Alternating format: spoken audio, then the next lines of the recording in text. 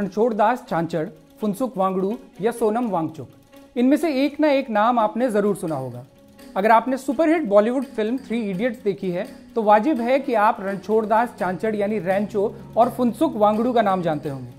और अगर इस किरदार के पीछे की कहानी भी आपने सुनी है तो फिर आपको मालूम ही होगा कि यह फिल्मी किरदार असल में सोनम वांगचुक नाम के एक पहाड़ी के असली जीवन से प्रभावित था। वही सोनम वांगचुक जो एक इंजीनियर हैं, एक इनोवेटर हैं, एक एजुकेशन रिफॉर्मिस्ट हैं और एशिया का नोबेल कहे जाने वाले रेमन मैग्सेसे पुरस्कार सहित कई राष्ट्रीय और अंतर्राष्ट्रीय सम्मान अर्जित कर चुके हैं। वही सोनम वांगचुक इन दिनों लद्दाख में -20 से -40 डिग्री की हाड़ कपा देने वाली ठंड में अनशन कर रहे हैं। अपनी जान को जोखिम में डालकर वो इस अनशन के लिए क्यों मजबूर हुए और इस अनशन की मांगों से क्यों उत्तराखंड के लोगों को भी सरोकार रखना चाहिए, ये समझने से पहले सोनम वांगचुक के बारे में थोड़ा और जान लेते हैं। सोनम के बारे में कहा जा सकता है कि उन्होंने अकेले ही पूरे लद्दाख क्षेत्र की तस्वीर बदलने में बेहद अहम भूमिका निभाई है। जिस लद्दाख में कभी 90% लोग 10वीं की परीक्षा से पहले ही पढ़ाई छोड़ देते थे, उस लद्दाख को उन्होंने अपनी अलहदा स्कूली शिक्षा से न सिर्फ साक्षर बना दिया बल्कि इनोवेशन के ऐसे अभूतपूर्व प्रयोग किए कि आज सारी दुनिया में उनके स्कूल की मिसाल दी जाती है। उनके बेमिसाल स्कूल की कुछ झलकियां आपने 3 इडियट्स फिल्म में भी देखी होंगी। इसके साथ ही लद्दाख क्षेत्र में पानी की भीषण समस्या है और वहां के लोग पानी के लिए सिर्फ ग्लेशियर्स पर निर्भर हैं।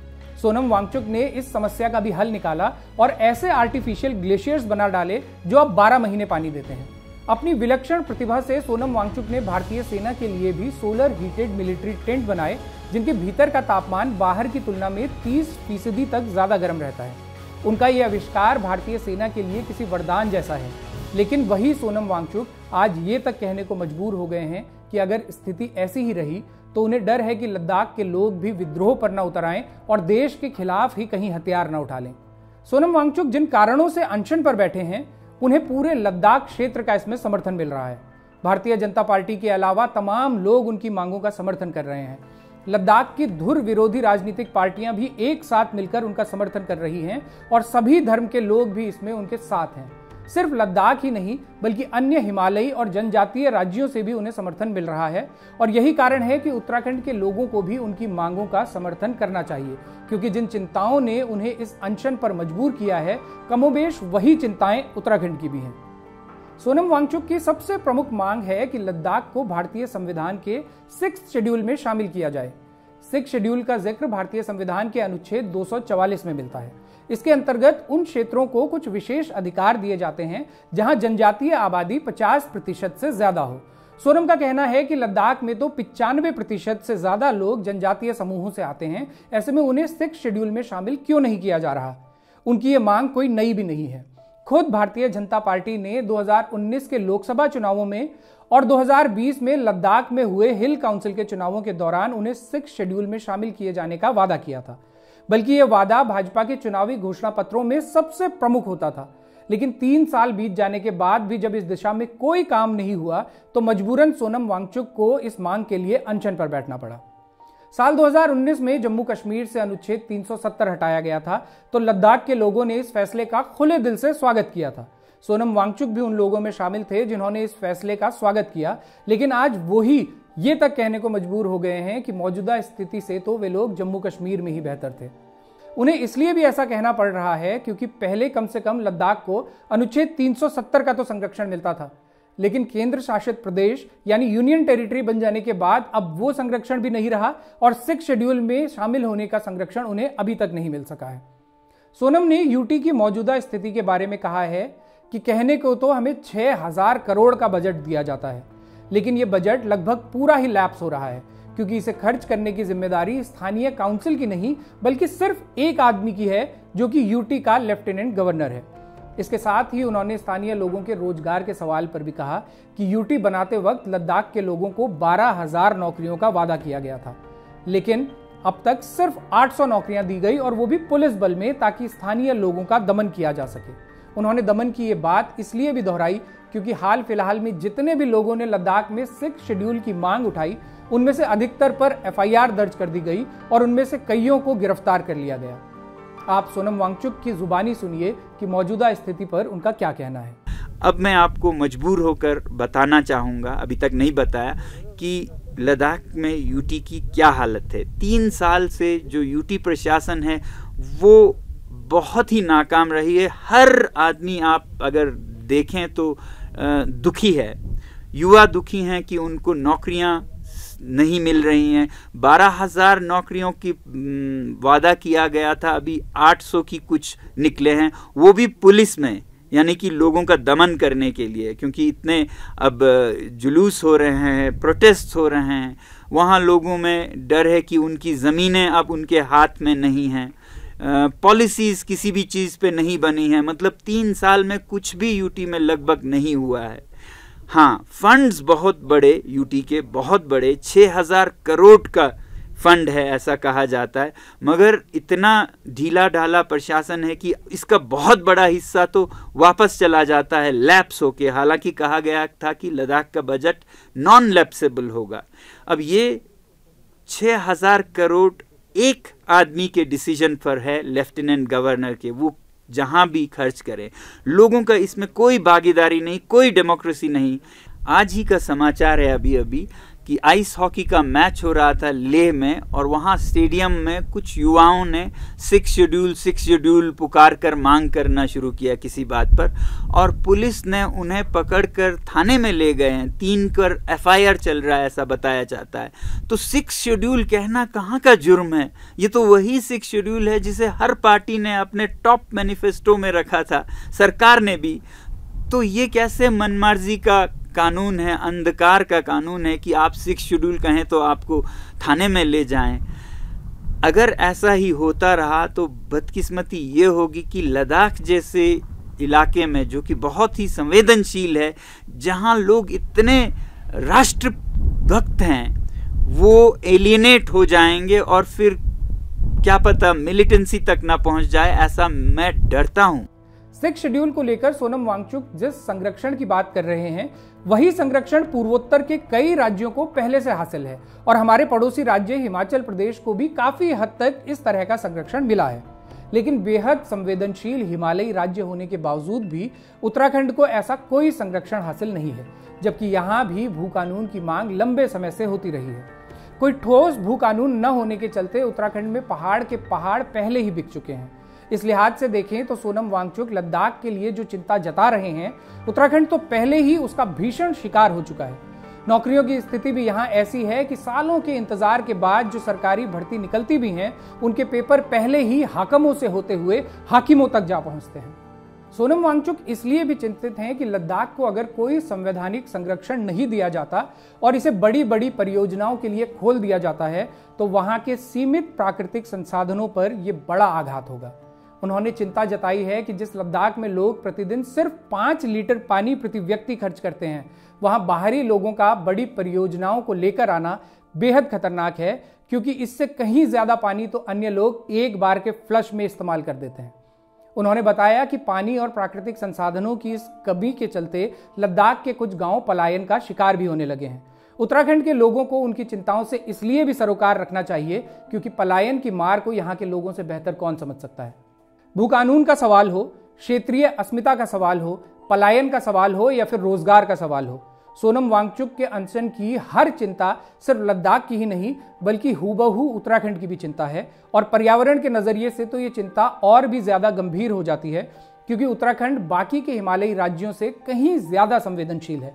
बड़े पैमाने पर हो रहे निर्माण कार्य, सड़क चौड़ीकरण और विद्युत परियोजनाएं यहाँ किस पैमाने पर नुकसान कर रही हैं, उसका सबसे ताजा उदाहरण जोशीमठ के रूप में हम सबके सामने है। खुद सोनम वांगचुक ने अपने इस अनशन के दौरान कहा कि पर्यावरण के लिहाज से उनकी चिंता सिर्फ लद्दाख तक ही सीमित नहीं है, बल्कि सभी हिमालयी राज्यों के लिए वे चिंतित हैं। क्योंकि जिस हिमालयी राज्य को दुनिया का 3rd पोल कहा जाता है, उसे पूंजीपतियों के लालच के हवाले कर देना पूरी दुनिया के लिए खतरनाक है। पीछे खिसकते हुए ग्लेशियर्स की जो चिंता सोनम वांगचुक जता रहे हैं, उत्तराखंड के लिए तो ये चिंता लद्दाख से कहीं ज्यादा बड़ी है। वो इसलिए भी कि जनसंख्या के लिहाज से यहाँ लद्दाख की तुलना में कहीं ज्यादा लोग रहते हैं और हर साल प्राकृतिक आपदाएं यहाँ कई जिंदगियां लील लेती हैं। जो ग्लेशियर्स वहाँ के लोगों की लाइफ लाइन है, उन्हें नुकसान पहुंचाने वाली कई परियोजनाएं यहाँ बड़े पैमाने पर चल रही हैं। लद्दाख के लिए तो सोनम वांगचुक की चिंताएं अभी भविष्य की चिंताएं हैं, लेकिन उत्तराखंड तो वर्तमान में ही उन सभी चिंताओं से जूझ रहा है। सोनम अनशन कर रहे हैं ताकि लद्दाख में जोशीमठ जैसे हालात होने से बचाए जा सकें। यहाँ की तरह वहां भी गांव के गांव खाली ना हो जाएं। रोजगार का संकट और बाहरी लोगों का प्रभुत्व इतना विकराल ना हो जाए कि लद्दाख में अलगाव की आग भड़कने लगे और लोग हथियार उठाने पर मजबूर हो जाएं। उत्तराखंड के लोगों को सोनम वांगचुक का समर्थन इसलिए भी करना चाहिए क्योंकि उनकी प्रत्येक मांग हिमालयी क्षेत्र के लोगों की अपनी मांग है और सत्ता का चरित्र वहां भी वैसा ही दमनकारी है जैसा हमेशा से देश में रहा ही है। जिस तरह उत्तराखंड में जोशीमठ बचाओ संघर्ष समिति से जुड़े लोगों पर रासुका लगाकर उन्हें चुप कराने की कोशिश हो रही है, ठीक वैसे ही लद्दाख के लिए अनशन करने वाले सोनम वांगचुक को हाउस अरेस्ट कर लिया गया है। उनके स्कूल के साथियों को थाने में बैठा दिया गया है और कई लोगों पर तो FIR तक लाद दी गई है। लेकिन इस सब के बाद भी सोनम वांगचुक लड़ रहे हैं और सबसे बड़ी बात है कि वो समय रहते लड़ रहे हैं। वो उस गलती को नहीं दोहराना चाहते जो उत्तराखंड ने की। यहां लंबे आंदोलन के बाद पृथक राज्य तो हासिल हुआ, लेकिन राज्य बन जाने के बाद उसकी दिशा कैसी हो, इस पर वैसा आंदोलन कभी नहीं हुआ जैसा आज लद्दाख में हो रहा है। लद्दाख के लोग यूटी हासिल करने के बाद उसकी दिशा तय करने की एक लड़ाई लड़ रहे हैं। उत्तराखंड के लोगों के लिए लद्दाख में हो रहे ये आंदोलन सिर्फ इसलिए अहम नहीं कि हम खुद भी लगभग इन्हीं समस्याओं से जूझ रहे हैं, बल्कि इसलिए भी अहम है कि हम इसके आलोक में अपने राज्य के पलायन, रोजगार, पर्यावरण और क्षेत्रीय अस्मिता जैसे तमाम मुद्दों का भी समाधान देख सकते हैं। आज की ये व्याख्या आपको कैसी लगी हमें कमेंट करके जरूर बताएं। जाते जाते आपको छोड़ जाते हैं दुष्यंत कुमार की लिखी और पहाड़ के जनकवि गिरीश तिवारी गिरदा की कंपोज की गई एक कविता के साथ। इस कविता को जोशीमठ के मौजूदा हालात से जोड़ते हुए आवाज दी है गिरदा की ही अगली पीढ़ी के तुहिनांशु तिवारी ने।